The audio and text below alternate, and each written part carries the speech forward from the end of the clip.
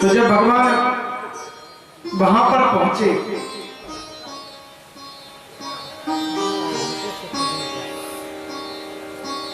तो राजा बलि को पुकार लगा और पुकार लगा करके कहते हैं कि तेरे द्वार खड़ा भगवान भगत भर दे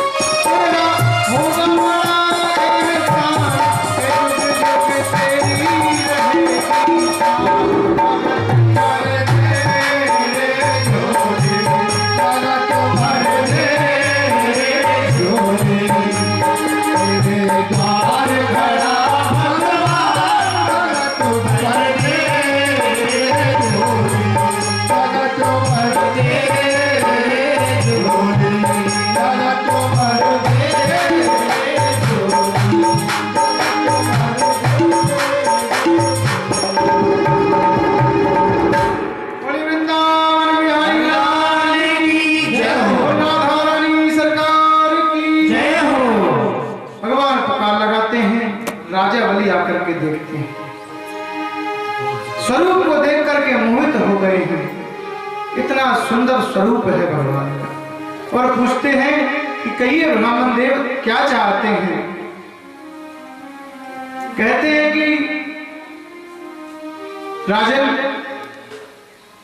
मैं भी आपके यज्ञ की दर्शन करने के लिए आया हूं, मैं आपसे भिक्षा चाहता हूं। तो कहने लगे प्रसन्न होकर के भिक्षा मांगी, जो भी आपको चाहिए वो ले लीजिए। तो कहते हैं कि मुझे ज्यादा कुछ नहीं चाहिए, बस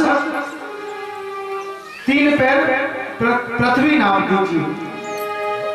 तो कहते हैं अरे ब्राह्मण देव, इतनी दूर से आप चल करके आए हैं और इतनी साधारण सी चीज मांग रहे हैं। आप चाहें तो हीरे जवाहरात सोने बहुत सी चीजें मांग लीजिए, लेकिन भगवान कहते हैं कि मुझे तो यही चाहिए। ना तो मुझे तुम्हारे हीरो से मतलब, ना तुम्हारे सोने से मतलब, ना तुम्हारे इस राज्यपाट से मतलब। तो कहते हैं कि ब्राह्मण देव एक बार और सोच लीजिए। तो भगवान कहते हैं सोच लिया तो नाप लीजिए। भगवान कहते हैं ऐसे नहीं, पहले संकल्प करिए। तो कहते हैं इसमें कौन सी बड़ी बात है?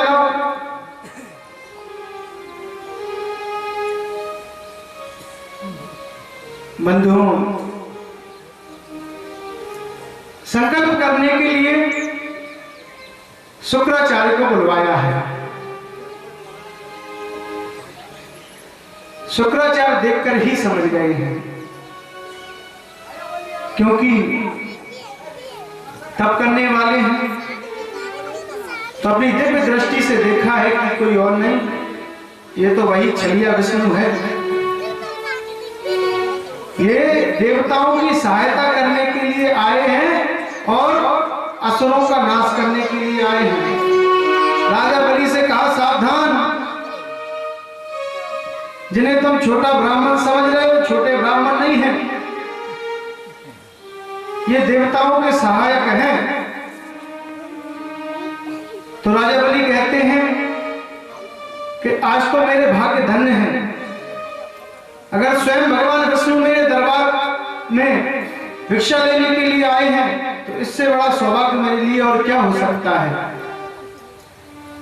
तो क्रोधित हो जाते हैं पर कहते हैं कि मूर्ख, तू मेरी बात न मान करके अपना नाश कराएगा।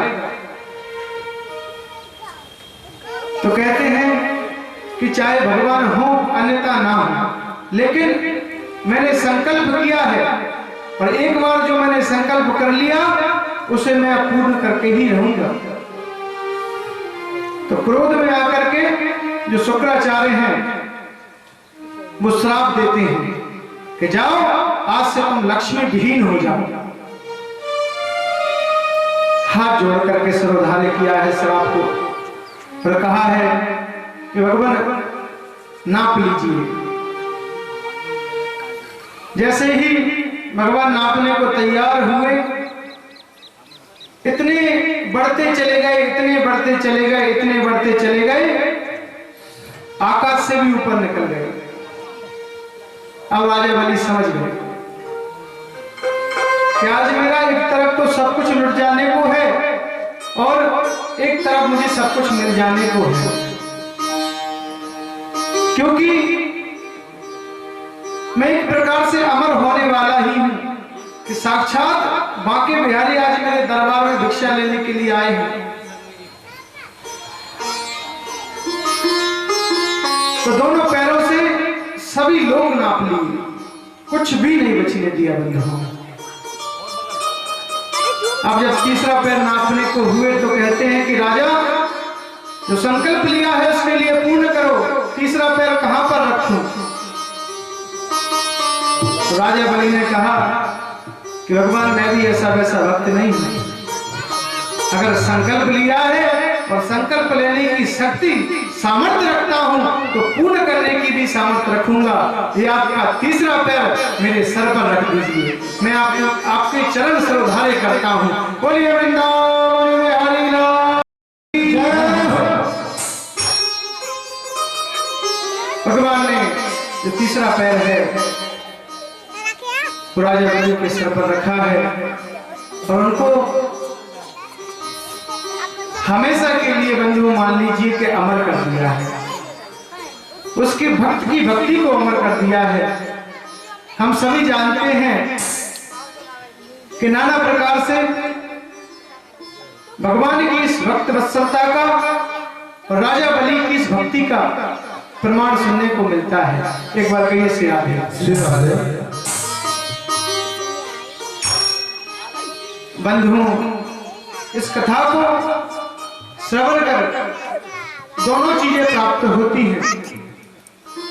पहली चीज तो ये कि कभी किसी चीज का संकल्प अगर आप करिए तो बहुत सोच समझ करके करिए, और जब संकल्प कर लीजिए तो फिर उसे पूर्ण कराने का सामर्थ्य भी रखिए। एक बार कहिए श्री राधे।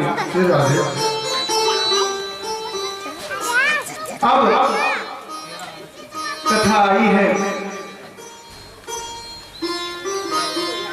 फिर उसी भक्त की भक्ति के मोड़ पर सुखदेव जी महाराज कहते हैं, राजा परीक्षित, राजा अम्बरीश 7 द्वीपों के अधिपति हुए हैं और इतने बड़े अधिपति होते हुए भी उन्हें कभी भी इस बात का अभिमान नहीं हुआ है। हमेशा उनकी प्रीति प्रभु के चरणों में ही रही है। हमेशा ठाकुर जी का भजन करते हैं। बंधुओं, और जो राजा अम्बरीश हैं वह एकादशी का व्रत करते हैं। एकादशी का व्रत बहुत महत्वपूर्ण व्रत है। बंधुओं, इस व्रत को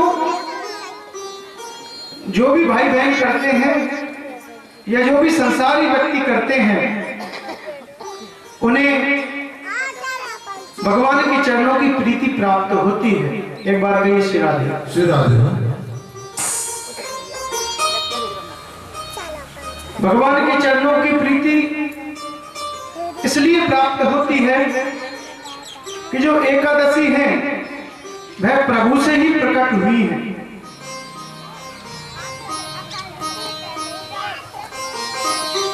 तो राजा अम्बरीश इस व्रत को करते हैं और एक बार राजा अम्बरीश ने एकादशी का जब उद्यापन किया है,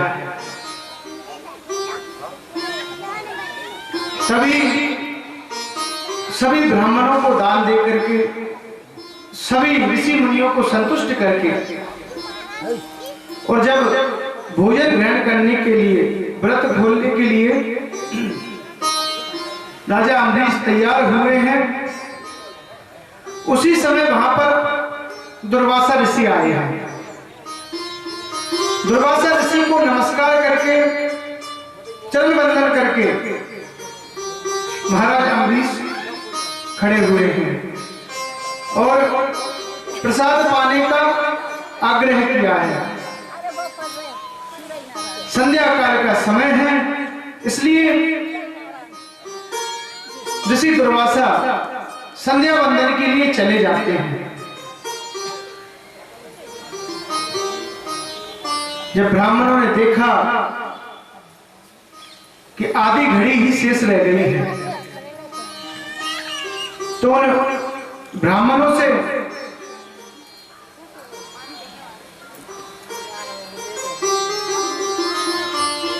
पारण की इच्छा व्यक्त की है, आज्ञा प्राप्त की है। तो उन्होंने, आचार्यों ने आज्ञा दी है कि जल ग्रहण कर इस व्रत के लिए खोलिए।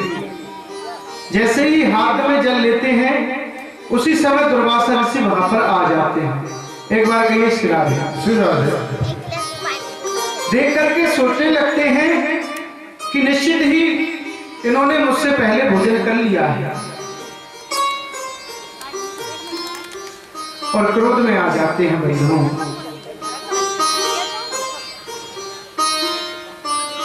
और अपनी एक जटा उखाड़ करके फेंकते हैं, जिससे कृत्या प्रकट होती है। भगवान अपने भक्त की रक्षा करते हैं, क्योंकि ठाकुर जी ने उनकी इस व्रत से प्रसन्न होकर के पहले ही सुदर्शन चक्र को उनकी रक्षा के लिए लगा दिया है। उस कृत्या के जो विनाशकारी स्वरूप को सुदर्शन चक्र शांत करते हैं। एक बार कहिए श्री राधे। कृत्या तो शांत हो जाती है, परंतु सुदर्शन चक्र नहीं शांत होते हैं। दुर्वासा ऋषि के पीछे पड़ जाते हैं मानने के लिए। एक बार कहिए श्री राधे।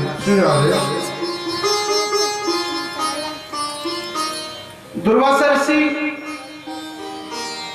भागते भागते सभी देवताओं के पास पहुंचते हैं। तो सभी देवता कहते हैं कि सुदर्शन चक्र को रोकने की शक्ति हम में नहीं है, क्योंकि वह साक्षात नारायण का अस्त्र है। तो भाग करके ब्रह्मा जी के पास जाते हैं। ब्रह्मा जी कहते हैं कि जब नारायण का अस्त्र है तो स्वयं नारायण ही काट सकते हैं। भगवान भोलेनाथ के पास जाते हैं तो भगवान भोलेनाथ हाथ जोड़ करके नमस्कार कर लेते हैं। तो भैया अपनी भक्ति नहीं है, एक बार कहिए श्री राधे श्री राधे। और कहते हैं कि जिसका अस्त्र है वही शांत करे, हमारा त्रिशूल होगा तो हम शांत करेंगे। जाकर के भगवान विष्णु के पास क्षीर सागर पहुंच गए। बड़ी विनती की है, अनुनय विनय करने लगे हैं, कहने लगे हैं कि त्राहि माम बचा लीजिए मुझे। भगवान विष्णु कहते हैं कि अवश्य मैं कुछ नहीं कर सकता हूं। इस सुदर्शन को रोकने की शक्ति तो अब मेरे पास भी नहीं है, क्योंकि यह सुदर्शन भक्त की रक्षा के लिए चला है और अब इसे केवल भक्त ही शांत कर सकते हैं। क्योंकि बंधु, कथा में यह बात आती है कि भगवान अपने आप से ज्यादा प्रिय अपने भक्त को मानते हैं। एक बार कहिए श्री राधे श्री राधे।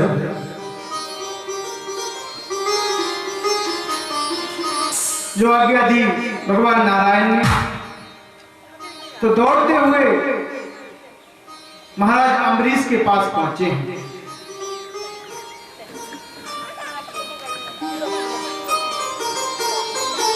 और सुखदेव जी महाराज कहते हैं, हे राजा परीक्षित,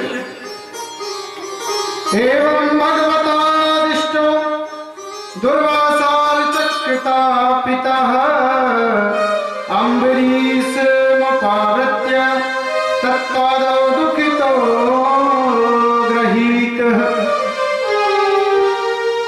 दौड़ते दौड़ते महाराज अम्बरीश के पास पहुंचे। अनेक अनेक प्रकार से हमने विनय किया है, महाराज अम्बरीश को दया आ रही है। सुदर्शन चक्र को आज्ञा दी है कि यहीं पर शांत हो जाओ। चक्र शांत हो गए। बोलिए वृंदावन बिहारी लाल की जय हो। बंधुओं, दुर्वासा ऋषि को इस कष्ट से मुक्ति मिल गई है। दुर्वासा ऋषि वहां से चले गए हैं। आगे राजा अम्बरीश ने भगवान की भक्ति की और प्रभु पद को ही प्राप्त किया। बोलिए वृंदावन बिहारी लाल की जय हो। और श्री सुखदेव जी महाराज कहते हैं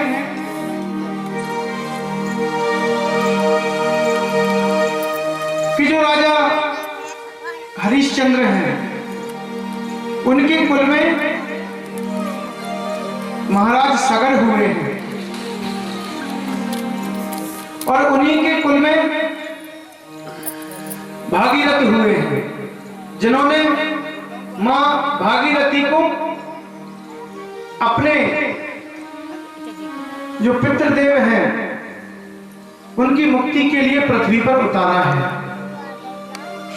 भक्ति से प्रसन्न होकर के मां भागीरथी पृथ्वी पर आ रही हैं, जिसे देख करके सभी देवता लोग सोचते हैं कि जैसे ही मां भागीरथी पृथ्वी पर आएंगी, सारी दुनिया में, सारे संसार में प्रलय हो जाएगी। भगवान शंकर से विनय किया है। प्रभु ने अपनी जटाओं में गंगा जी को रख लिया है। बोलिए शंकर भगवान की जय। भगवान की कृपा से जो आप गंगा जी देखते हैं, यह केवल एक धार है गंगा जी। अगर पूरी गंगा जी इस पृथ्वी पर आ जाती तो रहने के लिए जगह नहीं बचती। एक बार कहिए श्री राधे श्री राधे। पृथ्वी पर आई उनका उद्धार किया। बोलिए भागीरथी मां गंगा की जय हो। और कहने लगे कि इक्ष्वाकु वंश में राजा दशरथ हुए और राजा दशरथ को वैसे तो बहुत प्रतापी राजा थे, पर कोई संतान नहीं थी। तो जब उन्हें कोई संतान नहीं थी तो बड़े ही दुखी रहते थे। सोचते थे कि मेरे इस संसार को त्यागने के बाद मेरे इस राज्य को कौन चलाएगा। एक बार यही इच्छा गुरु वशिष्ठ से व्यक्त की है। बाबा लिखते हैं कि एक बार भूपति मन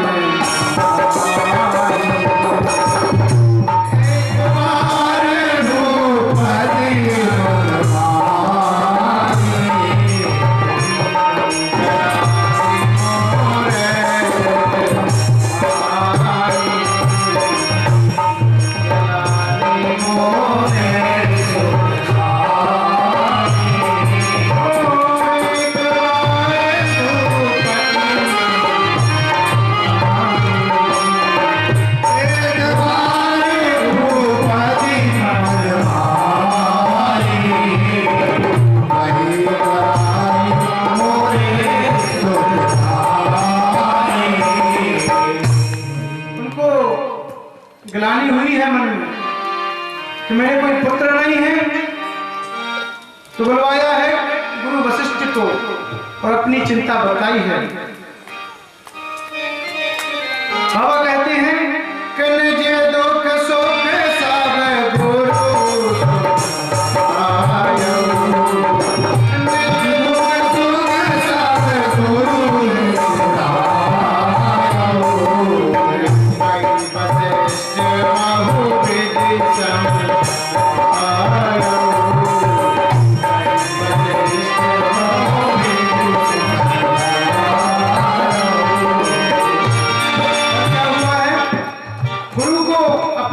सुनाया है। कहते हैं कि गुरुदेव मैं हमेशा चिंता माने रहता हूँ कि मेरे कोई पुत्र नहीं है और आप तो मेरे गुरु हैं। और गुरुदेव हमेशा अपने शिष्य की चिंता दूर करते हैं। तो गुरुदेव ने चिंता दूर की और आज्ञा दी।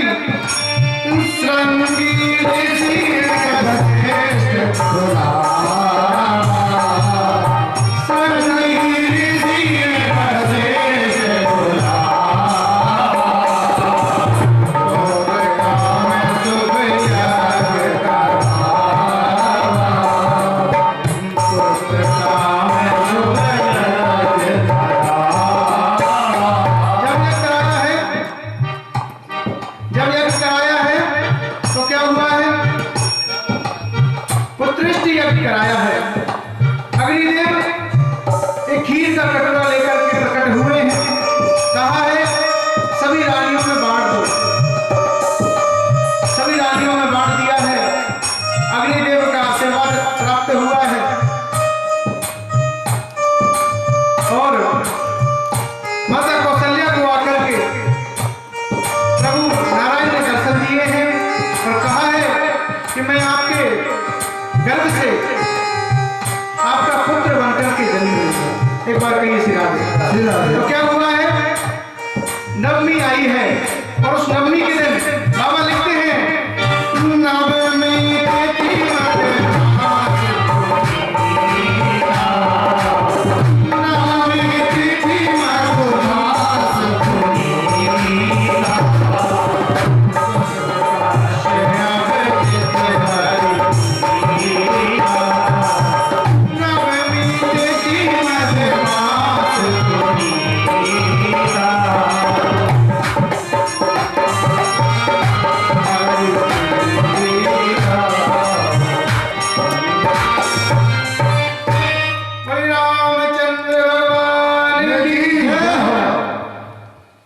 श्री राम प्रकट हुए हैं।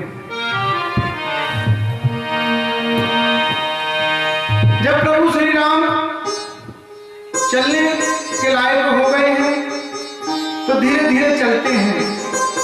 उनके पैरों में पायलें बनी हुई हैं और वो जो पायल है उनकी आवाजें छम छम आती हैं तो सभी मैया बड़ी प्रसन्न होती हैं सुनकर के। ठुमक ठुमक कर चलते हैं प्रभु।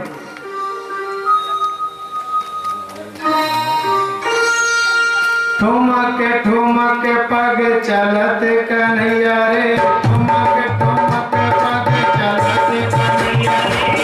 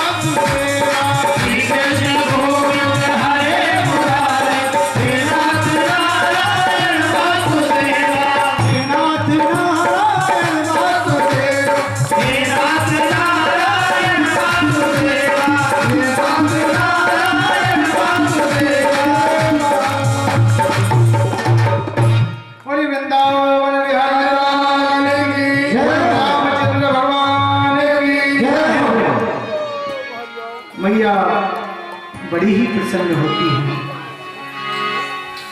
बंधुओं, सबसे ज्यादा अगर कोई प्रसन्न होता है तो वह है कैकेयी माता, जिन्होंने भगवान श्री राम को वनवास जाने की आज्ञा दी है। सबसे ज्यादा प्रेम भी वही करती हैं, परंतु बंधुओं वह तो समय का फेर है। जैसा ठाकुर जी चाहेंगे वैसा ही तो होगा। सब कहते हैं कि कैकेयी माता बुरी है, परंतु बंधुओं मैं कहता हूं कैकेयी माता बहुत अच्छी है। सबसे ज्यादा भगवान श्री राम को प्रेम करती है। जब भगवान की स्वयं इच्छा होती है तभी वह अपनी इच्छा से ही कार्य करते हैं। भगवान को कोई बल में नहीं भेजा सकता है, कोई कष्ट नहीं दे सकता है। स्वयं की इच्छा से ही प्रकट होते हैं और स्वयं की इच्छा से ही सब करते हैं। केवल निमित्त व्यक्ति बन जाता है। बंधुओं,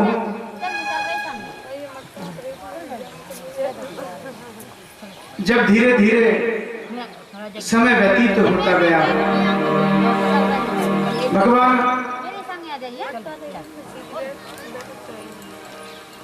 जब गुरु के आश्रम में पहुंचे और विद्या ग्रहण करके वापस आ गए, तो भगवान अब क्या करते हैं कि प्रातः काल उठ के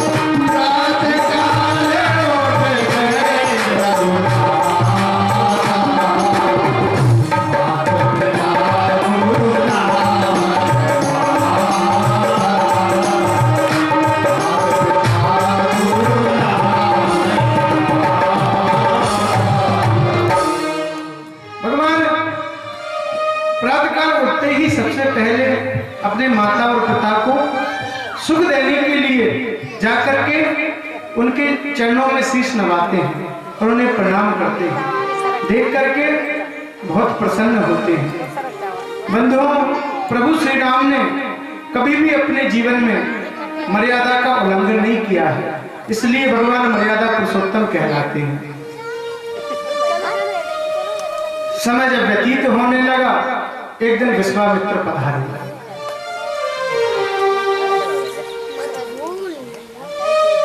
और विनय किया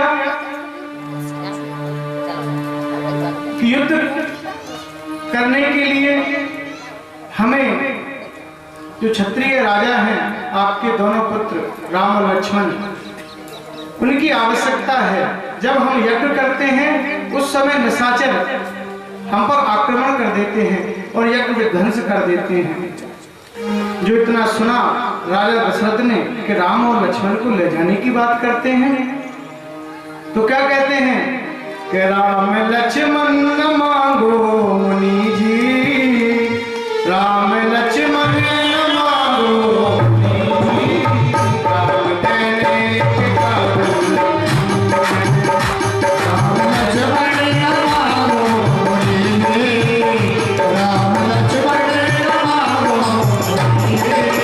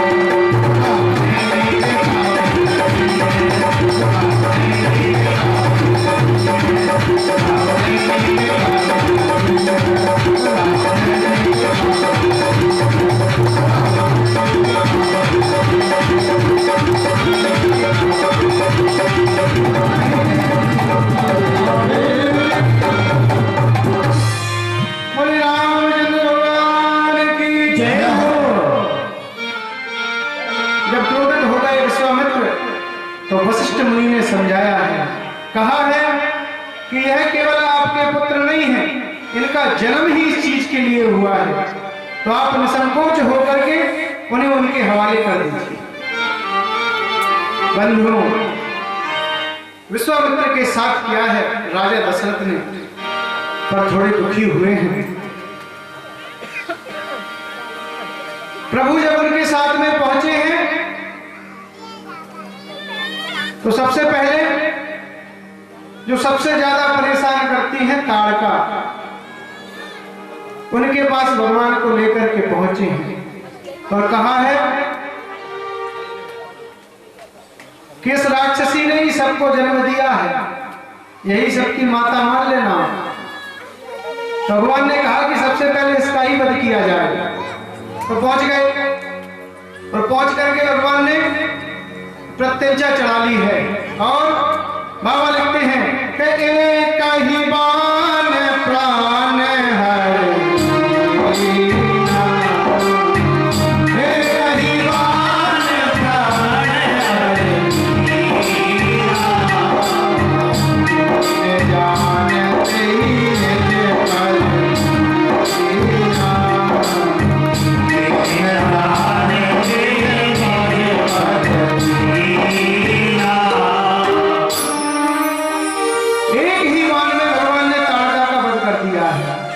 और ताड़का का क्या हो गया है?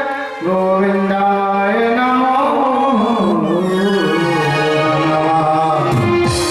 परंतु भगवान के बाण से बनी है तो सीधे भगवान के धाम को चली गई। बंधुओं, सुखदेव जी महाराज कहते हैं राजा परीक्षित, विश्वामित्रा त्वरेण मारीचा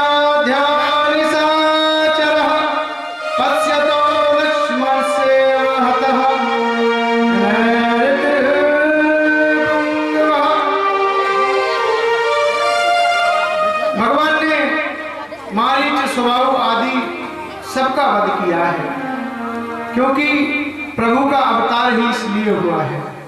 बाद में एक दिन खबर मिली है कि महाराज जनक के यहाँ पर स्वयंवर रखा गया है, निमंत्रण पहुंचाया है। तो विश्वामित्र मुनि अपने दोनों शिष्य राम और लक्ष्मण को लेकर के स्वयंवर में पहुंचे। जब स्वयंवर प्रारंभ हुआ है तो वहां पर एक धनुष रखा गया है और शर्त यह है कि जो भी राजा इस धनुष को उठा करके इसकी प्रत्यंचा चढ़ा करके इसका खंडन करेंगे, उससे ही मां जानकी का विवाह होगा। एक बार कहिए श्री राधे। श्री राधे। अनेक देशों के अनेक राजा उसका खंडन करने के लिए आए हैं, परंतु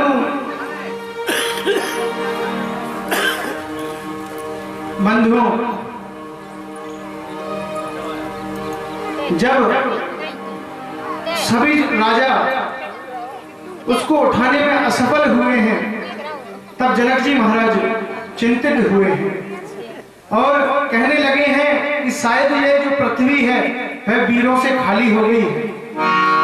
मुझे लगता है कि इस पृथ्वी पर अब वीर बचे ही नहीं हैं। लक्ष्मण जी महाराज जो कि शेषनाग के अवतार हैं, उनको क्रोध आ गया है बात सुन करके और खड़े होकर के कहने लगे हैं कि यह पुराना जर्जर धनुष क्या चीज है, इस सारे ब्रह्मांड को गेंद की तरह उठा करके पटक सकता हूं, परंतु जहां पर प्रभु श्री राम बैठे हों वहां पर ऐसी बातें करना अनुचित है। राजन, थोड़ा सोच समझ करके बोली। भगवान ने आंखें दिखलाई हैं, जाकर के दोबारा अपनी आसन पर बैठ गए और जो विश्वामित्र मुनि हैं उन्होंने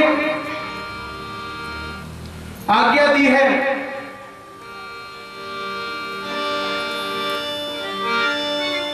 कि उठो राम भंजेऊ भगवान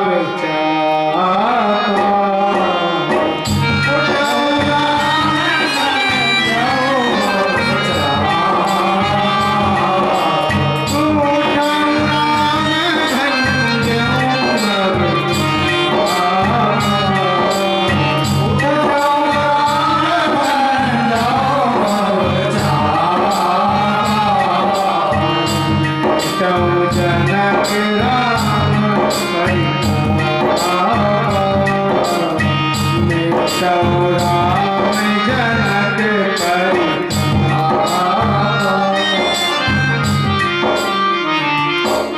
कहा है कि जाओ पुत्र, और जो जनक जी हैं उनकी चिंता है उसको दूर करो। प्रभु उठे हैं, उठ करके सबसे पहले तो भगवान के उस धनुष को प्रणाम किया है, उसकी पूजा की है, और एक बार मैया जानकी जी की ओर देखा है। अब जो वहां पर राजा हैं भगवान राम को देख करके हंसी उड़ाने लगते हैं। कहते हैं कि जब इतने वीर राजाओं से इस धनुष का खंडन नहीं किया गया तो यह फूल सा कोमल दिखने वाला क्या इसका खंडन करेगा। सीता जी की मैया को बड़ी ही चिंता हुई है कि ना जाने आज विश्वामित्र मुनि को क्या सूझा है, वह भी हमारी हंसी उड़वाने पर तुल गए हैं। इस बालक को धनुष का खंडन कर भेजा है। इतना सुंदर स्वरूप है, फूलों जैसे कोमल हाथ हैं, जब इतने बड़े बड़े राजा नहीं उठा पाए तो ये कैसे उठाएंगे। तो एक सखी पास में खड़ी है, कहती है कि मैया सभी समय का खेल है, हो सकता है अगर इनके हाथ से ही खंडन होना हो और जानकी का विवाह इनसे ही होना हो तो ऐसा भी हो सकता है। और जैसे ही धनुष को उठाने लगे भगवान, मां सीता ने और उनकी माता दोनों ने आंखें बंद कर ली हैं। प्रभु ने एक अंगुली लगाकर ही उस धनुष को उठा दिया है और प्रत्यंचा चढ़ा करके उसका खंडन किया है। बोलिए रामचंद्र भगवान की जय हो। और जैसे ही धनुष टूटा, चारों ओर हाहाकार मच गया। भगवान परशुराम महेंद्र पर्वत पर तपस्या कर रहे थे, अपने गुरु का धनुष टूटा हुआ देखा तो सभा में आ गए। जैसे ही सभा में पहुंचे, उनको देख करके सभी राजा अपनी अपनी कुर्सियों के पीछे छुप गए। सबसे पहले तो विश्वामित्र मुनि ने अपने दोनों शिष्यों से प्रणाम करवाया और बाद में जनक राज से पूछा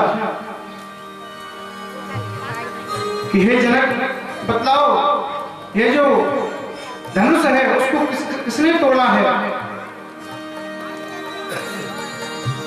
तो जनकराज कुछ नहीं कह पाते हैं, परंतु भगवान श्री राम स्वयं उनके आगे आ जाते हैं और आकर के कहते हैं कि इस धनुष को तोड़ने वाला कोई आपका दास ही हो सकता है। तो परशुराम भगवान कहते हैं कि दास तो वह होता है जो सेवा करता है, जो शत्रुओं की तरह कार्य करता है वो दास कैसे हो सकता है। जब समय व्यतीत होने लगता है और परशुराम जी का क्रोध बढ़ने लगता है और बीच बीच में जो लक्ष्मण जी हैं वह भी उन्हें और क्रोध दिलवाते जाते हैं। जब नहीं पहचान पाते हैं और कहते हैं कि भगवान आपके धनुष को कौन तोड़ सकता है, और जब तक आप इस पृथ्वी पर हैं तभी तक सारे संसार की रक्षा असुरों से हो रही है। अबे हो जो तुम्हें डराए, वो तो कौन हो सकता है जो आपको डरा सकता है। जब ऐसे वचन कहे तो नेत्र खुल गए, भगवान का दर्शन हुआ कि यह भी विष्णु का ही अवतार है। कहा कि मैं समझ गया हूं आप कौन हैं, परंतु इस प्रत्यंचा को चढ़ा करके इस बाण को दक्षिण दिशा की ओर छोड़ दीजिए, जिससे कि मेरा जो भ्रम है वह मिट जाएगा। भगवान ने बाण को छोड़ दिया, संदेह मिट गया। भगवान परशुराम जय जयकार करते हुए चले गए। बोलिए रामचंद्र भगवान की जय। सुंदर विवाह हुआ मां जानकी का और भगवान श्री राम का।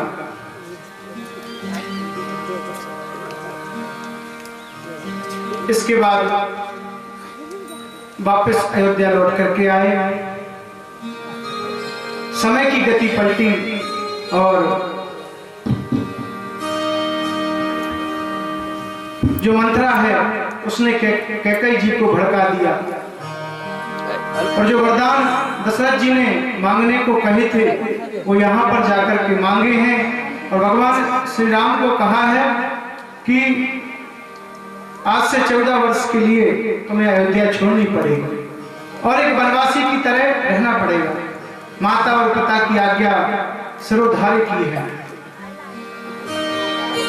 जब भगवान वन में जाने लगे तो मैया सीता भी कहने लगी कि मैं भी आपके साथ ही चलूंगी, अगर आप मुझे लेकर के नहीं चलेंगे तो मैं यहीं पर अपने प्राण त्याग दूंगी। लक्ष्मण जी भी जाने की जिद करने लगे। भगवान ने दोनों को साथ में लिया और वन की ओर चल दिए। बंधुओं, वैसे तो बहुत बड़ी है राम कथा, परंतु छोटे रूप में ही इसको मैं आप सभी को श्रवण करा रहा हूं। वहां पहुंच करके एक दिन शूर्पणखा नाम की राक्षसी वहां पर आई है। जब भगवान से विवाह करने का जिद करने लगी है तो लक्ष्मण जी ने उसकी नाक काट दी है। बाद में रावण से जाकर के उसने कहा है और रावण ने अपनी बहन के सम्मान का बदला लेने के लिए माता सीता का हरण कर लिया है। उन्हें ढूंढते ढूंढते सबरी जी के आश्रम में पहुंचे हैं, जहां बहुत समय से सबरी जी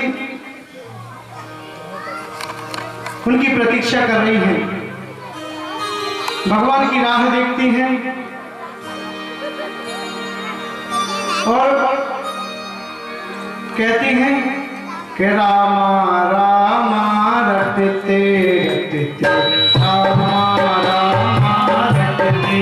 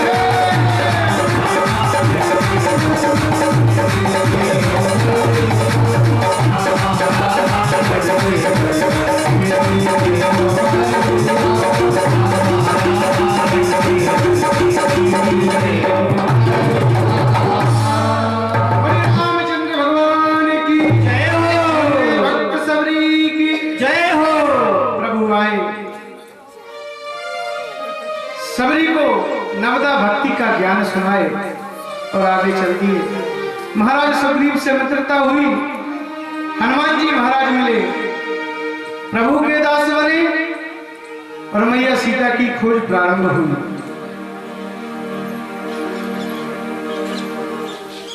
जाकर के आगे जटायु जी हैं, उनको भी तिलांजलि दी है और अपने धाम को रवाना किया है।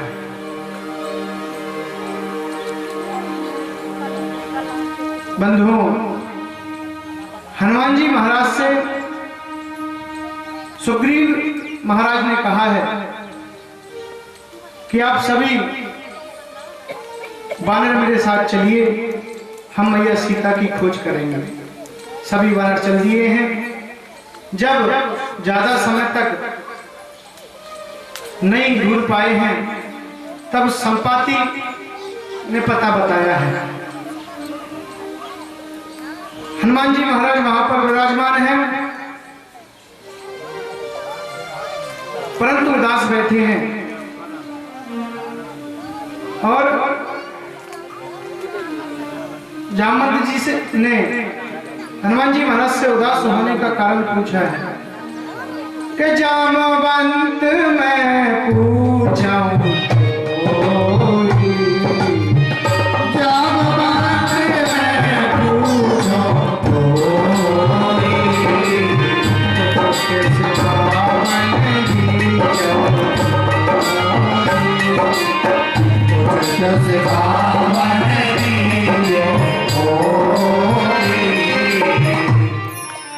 हनुमान जी महाराज ने पूछा है। जामवंत जी ने ज्ञान दिया है और कहा है कि कृषि के श्राप के कारण आप अपनी शक्तियों को भूल जाते हो। इस पूरी सेना में केवल आप ही हो जो रावण की लंका में जा सकते हो, वापस आ सकते हो। हनुमान जी महाराज ने इतना सुना तो पर्वताकार हो गए, जोरदार गर्जना की और चल दिए। बोलिए हनुमंतलाल महाराज की। देवताओं को शंका हुई कि हनुमान इस कार्य को कर पाएंगे या नहीं कर पाएंगे। तो सबसे पहले क्या होता है कि सुरेशा नाम आहिने, सुरेशा नाम आहिने